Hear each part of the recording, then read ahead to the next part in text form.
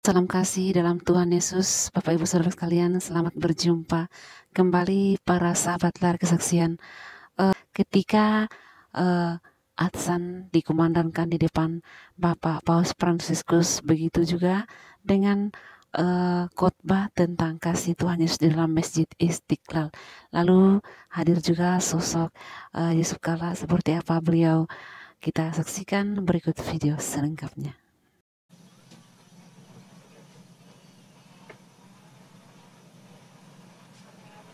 Pembacaan Injil Lukas, a passage from the Gospel of Luke.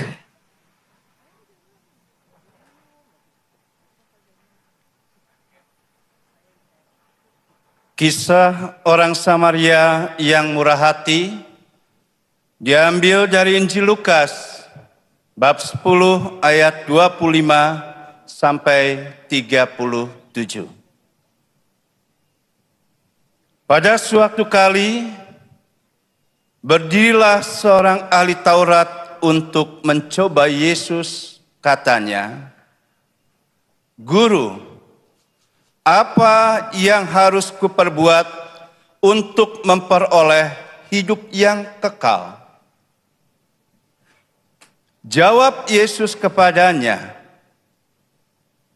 "Apa yang tertulis dalam hukum Taurat? Apa yang kau baca di sana?" Jawab orang itu, "Kasihilah Tuhan Allahmu dengan segenap hatimu, dan dengan segenap jiwamu, dan dengan segenap kekuatanmu, dan dengan segenap akal budimu, dan kasihilah sesamamu manusia seperti dirimu sendiri." Kata Yesus kepadanya, "Jawabmu itu benar. Perbuatlah demikian, maka engkau akan hidup." Tetapi untuk membenarkan dirinya, orang itu berkata kepada Yesus, "Dan siapakah sesamaku manusia?" Jawab Yesus, "Adalah seorang yang turun dari Yerusalem ke Yeriko. Ia jatuh ke tangan penyamun-penyamun yang bukan saja merampoknya habis-habisan, tetapi yang juga memukulnya, dan yang sesudah itu pergi meninggalkannya setengah mati. Kebetulan ada seorang imam turun melalui jalan itu. Ia melihat orang itu, tetapi ia melewatinya dari seberang jalan. Demikian juga seorang Lewi datang ke tempat itu. Ketika ia melihat orang itu, ia melewatinya dari seberang jalan. Lalu datang seorang Samaria yang sedang dalam perjalanan ke tempat itu. Dan ketika ia melihat orang itu, tergeraklah hatinya oleh belas kasihan. Ia pergi kepadanya, lalu membalut luka-lukanya.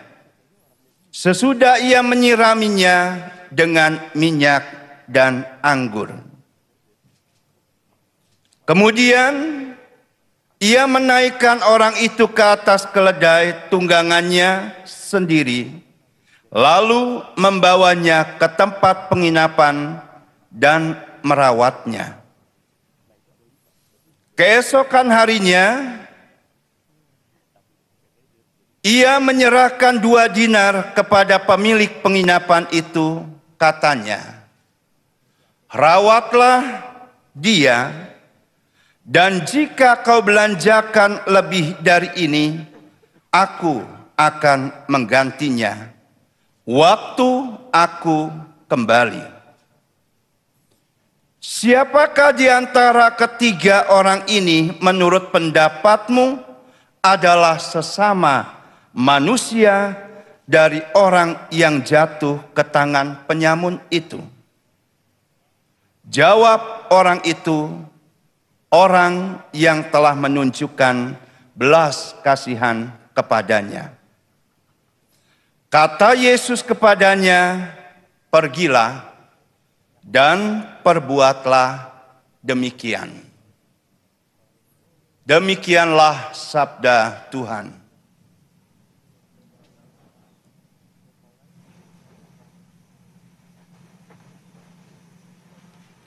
Sambutan Imam Besar. Welcoming speech by the Grand Imam of Istiqlal, Nazaruddin Umar.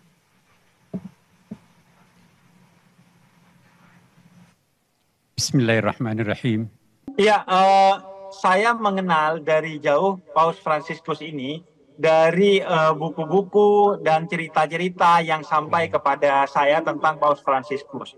Dan Paus Fransiskus memang dikenal sebagai sosok yang humanis, yang menerapkan humanisme itu sejak dari dirinya sendiri di hal-hal yang paling sederhana dan paling mendasar, yaitu gaya hidup yang sederhana. Ia ingin menjadi manusia seperti umumnya manusia di dunia ini, dan dia tidak ingin lebih tinggi dari manusia yang paling sederhana di bumi ini. Kita tahu bahwa kenyataannya tidak semua orang memiliki kecukupan ekonomi, kebaikan finansial.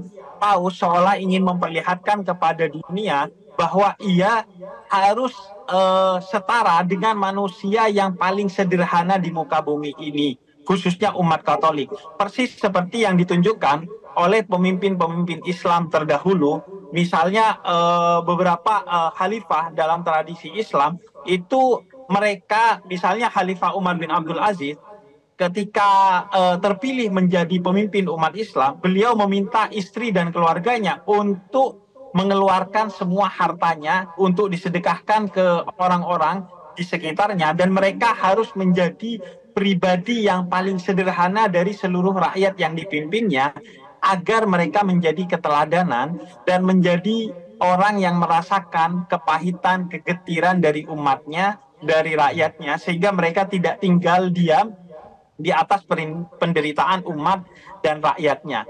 Dan kesederhanaan ini yang selama ini saya dengar dari jauh tentang Paus Fransiskus dan membuat saya selalu menyimpan respect kepada Paus Fransiskus. Bagaimana misalnya beliau diceritakan oleh Kardinal Suharyo sebagai seseorang yang sepatunya itu tidak seperti paus-paus terdahulu. Paus-paus terdahulu memiliki sepatu khusus, biasanya berwarna putih atau berwarna merah, tapi Paus Fransiskus tetap memakai sepatu pantofel warna hitam sederhana yang disaksikan oleh Kardinal Suharyo bahwa ada lekukan-lekukan yang menunjukkan bahwa sepatu ini telah lama dipakai oleh Paus Fransiskus, dan memang harganya relatif murah seperti harga jam tangannya yang harganya sekitar 100 ribuan. Tentu ini adalah sikap kritis terhadap berbagai pihak. Pertama, terhadap pemimpin negara, bahwa Paus Fransiskus adalah pemegang tahta suci Vatikan sebagai satu negara yang menjadi keteladanan sekaligus kritik sebagai kepada pemimpin-pemimpin negara lainnya yang berkehidupan secara hedonis, apalagi di tengah rakyatnya yang menderita. Kemudian yang kedua, kritikan kepada tokoh-tokoh agama dari agama manapun, terlebih kepada tokoh agama Katolik, bahwa tokoh agama memang seharusnya menjadi pribadi yang dalam terminologi Islam itu disebut sebagai pribadi yang zuhud. Zuhud artinya sederhana bukan hanya dari tampilan, tapi sejak di hati. Karena kalau kesederhanaan hanya sekedar tampilan, itu bisa disebut dan dicurigai sebagai pencitraan belaka. Itulah yang ditunjukkan oleh Paus Fransiskus, termasuk oleh Nabi Muhammad, sehingga misalnya Sayyidina Umar Ibnul Khattab itu menangis ketika masuk ke rumahnya Nabi Muhammad karena melihat perabotan yang sangat sederhana, bahkan bekal hidup yang disiapkan hanya untuk hari per hari. Tidak pernah menyiapkan bekal hidup misalnya untuk keturunan sampai 7 turunan dan lain sebagainya. Dan yang ketiga adalah kritik terhadap kita anak muda yang biasanya sebagian kita cenderung hidup berfoya-foyaan, cenderung bergaya hidup yang hedonis, bahkan dalam titik yang sangat buruk, yaitu mempertontonkan hedonisme kepada orang lain, khususnya di media sosial, sehingga itu menimbulkan kecemburuan sosial, kecemburuan ekonomi yang bukan hanya buruk bagi kita, tapi buruk bagi masyarakat. Bagaimana media sosial menjadi panggung kemewahan, panggung foya-foya, panggung hedonisme yang mungkin kita sendiri tidak sadar bahwa itu berefek buruk karena kecenderungan kita hidupnya hanya soliter, hidupnya individualis, gak mikirin penderitaan orang, bahkan gak mikirin kehidupan orang lain. Kita hanya mempertontonkan hedonisme kita di media sosial dan bahkan kita tidak menyadari dan tidak mendengar kabar bahwa hedonisme yang kita sebarkan di media sosial itu menimbulkan penderitaan yang lebih mendalam, sudah menderita secara faktual, ditambah lagi menderita secara imajinatif karena setiap hari disuguhkan konten-konten yang mempertontonkan hedonisme. Saya rasa ini adalah keteladanan bagi siapa saja. Dan perlu disadari bahwa Paus Fransiskus seandainya tidak memilih gaya hidup yang sederhana, itu bukan berarti beliau itu pribadi yang tidak sederhana. Karena kesederhanaan itu sebagaimana dalam tradisi spiritualitas Islam, sumbernya di hati. Paus Fransiskus kalaupun tidak memakai mobil yang sederhana, orang bisa mengerti bahwa beliau hatinya sederhana, namun tuntutan protokoler menyebabkan beliau harus pakai rumah khusus, kemudian kendaraan khusus. Tapi Paus Fransiskus memilih memakai rumah biasa dan kendaraan biasa. Ini sekaligus poin bagi kita bahwa ini bukan hanya soal kesederhanaan, tapi soal kepercayaan dan apresiasi Paus Fransiskus kepada umat beragama di Indonesia, bahwa tanpa perlu di rumah yang dijaga secara khusus, tanpa perlu mobil yang anti peluru, dia yakin bahwa dirinya akan baik-baik saja di Indonesia, karena dia yakin, percaya dan apresiasi kepada Indonesia bahwa Indonesia adalah rumah yang baik bagi siapa saja yang mau berkunjung ke Indonesia. Yang pasti kalau saya melihat punya kesan yang sangat positif kepada Paus Fransiskus ya. Beliau ini adalah sosok yang humanis, kemudian juga beliau ini juga sosok yang kontra terhadap status quo. Bahkan beliau ini juga orang yang rutin bicara soal perang, kemudian juga beliau itu menolak tentang perang, seperti itu. Jadi bagi saya pribadi itu apa namanya, sosok beliau ini sosok beliau ini sangat humanis ya begitu ya. Saya melihatnya dengan beliau kunjungan ke Indonesia itu justru beliau ini ingin menjelaskan dunia bahwa Indonesia ini damai. Kan beliau itu pertama datang itu kan menggunakan pesawat komersil, kemudian juga dijemput dengan mobil yang tidak begitu mewah lah. Nah, kemudian beliau juga membuka kaca mobil, duduk di depan dan di pinggir supir, melambaikan tangan segala macam. Nah, sebenarnya ini ingin menjelaskan bahwa Indonesia ini damai. Indonesia ini negeri yang harmonis, masyarakatnya terbuka seperti itu. Kalau yang saya lihat begitu. Nah, dalam sudut pandang agama, saya kira Paus ini juga orang yang taat lah kepada Tuhan begitu. Seperti itu. Jadi orang yang memang memiliki ilmu yang tinggi, saya kira akan bijaksana seperti itu. Mas Denny, mungkin Anda bisa cerita sedikit. Anda kan seorang Muslim tapi kemudian mendapatkan beasiswa dari Vatikan. Nah, Anda bisa share tidak kemudian pengalaman Anda ketika mendapatkan beasiswa itu dari Vatikan, menempuh pendidikan di Vatikan dan Italia itu seperti apa begitu, Mas Denny? Perjalanan awalnya Mas ya. Nah, memang saya waktu ke Vatikan itu saya tidak pernah terpikir untuk bisa ke Vatikan. Cuma memang karena saya waktu itu menulis tentang gereja Katolik ya, yang itu juga direspon baik oleh pihak gereja. Tentu ini atas bantuan banyak orang lah. Misalkan bantuan Philip Sitinjak, Melki Lakalena, segala macam lah, itu membantu saya sampai pada saya kenal dengan Bapak Kardinal seperti itu. Hingga saya bisa ke Vatikan seperti itu, Mas. Nah, kemudian selama di Vatikan itu memang saya banyak berinteraksi dengan pemeluk agama Katolik begitu ya. Tapi kemudian juga di Vatikan di kota Roma itu juga apa kita itu yang Muslim ini itu kita sebagai pemeluk Muslim ini terpenuhi, Mas. Misalnya kita mau beribadah, misalkan ya, mau sholat Jumat, itu memang ada ruang-ruang gitu, ada musola, ada masjid agung seperti itu. Jadi memang Vatikan ini juga cukup terbuka gitu ya, cukup bisa menerima kehadiran umat manusia yang itu pemeluk agama di luar gereja Katolik seperti itu. Oke. Itu, Mas. Ya, saya kembali ke Habib Jafar. Habib Jafar, ada pesan kemudian yang disampaikan Paus Fransiskus ketika kemudian bersama dengan Presiden Jokowi. Paus Fransiskus menyoroti tentang Bhinneka Tunggal Ika, di mana kemudian perbedaan ini dipersatukan dalam bangsa ini. Menurutnya kemudian setiap orang ini bertanggung jawab dalam menjaga persatuan. Presiden Joko Widodo juga kita tahu yang mengapresiasi sikap Vatikan yang menyerukan mengenai perdamaian dan kemudian mendukung rakyat Palestina begitu. Nah, ini melihat sikap ini datang dari pemimpin umat Katolik, ini kan menegaskan bahwa sebetulnya tidak hanya umat Muslim saja yang kemudian melihat apa yang dilakukan bangsa Israel ini merupakan kejahatan kemanusiaan, Habib Jafar. Iya, kita tahu bahwa dalam kamus semua agama, kemanusiaan itu adalah prinsip. Bahkan dalam satu dokumen bersama antara Paus Fransiskus dan Grand Sheikh Al-Azhar, Syekh Ahmad Thayyib, mereka menandatangani satu kesepakatan untuk meletakkan kemanusiaan itu sebagai bagian utama dari keberagamaan. Bahkan kemanusiaan itu sebelum keberagamaan. Karena agama, apapun agama itu, mendidik orang untuk menjadi manusia seutuhnya, yang menghamba kepada Tuhan yang Maha Kuasa, yang memanusiakan manusia lain sebagai ekspresi dari kehambaan dia kepada Tuhan, karena dia menyembah Tuhan yang Maha Cinta kepada seluruh makhluknya, bahkan kepada makhluk-makhluk Tuhan yang tidak menyembah kepada Tuhan itu sendiri.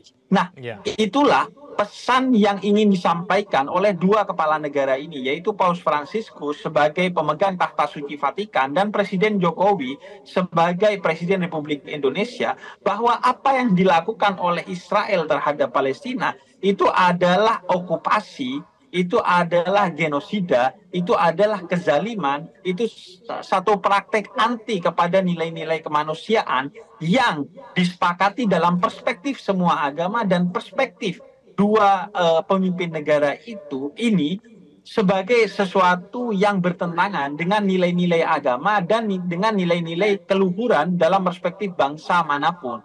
Karena itu, momentum ini menjadi sangat penting.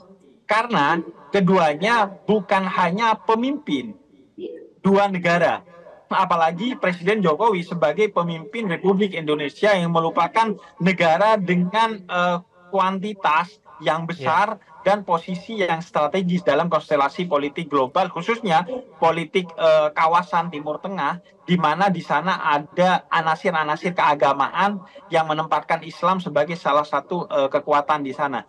Keduanya ini adalah pemimpin dari dua komunitas agama yang sama-sama terbesar. Presiden Jokowi adalah pemimpin negara Indonesia yang mayoritas Muslim di dunia. Dan Paus Fransiskus adalah pemimpin umat Katolik yang mayoritas di seluruh dunia.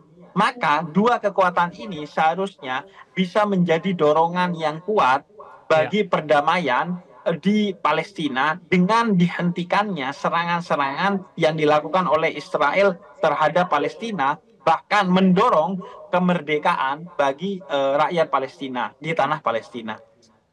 Oke, baik.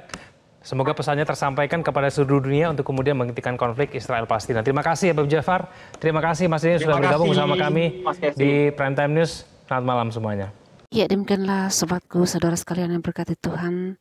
Yang menyaksikan video ini pasti merasa terberkati, dan kita berharap semua yang menyaksikan video ini kiranya boleh mengambil hikmah dan manfaat tentang kedamaian dan kasih yang telah disampaikan oleh Bapak Paus Fransiskus.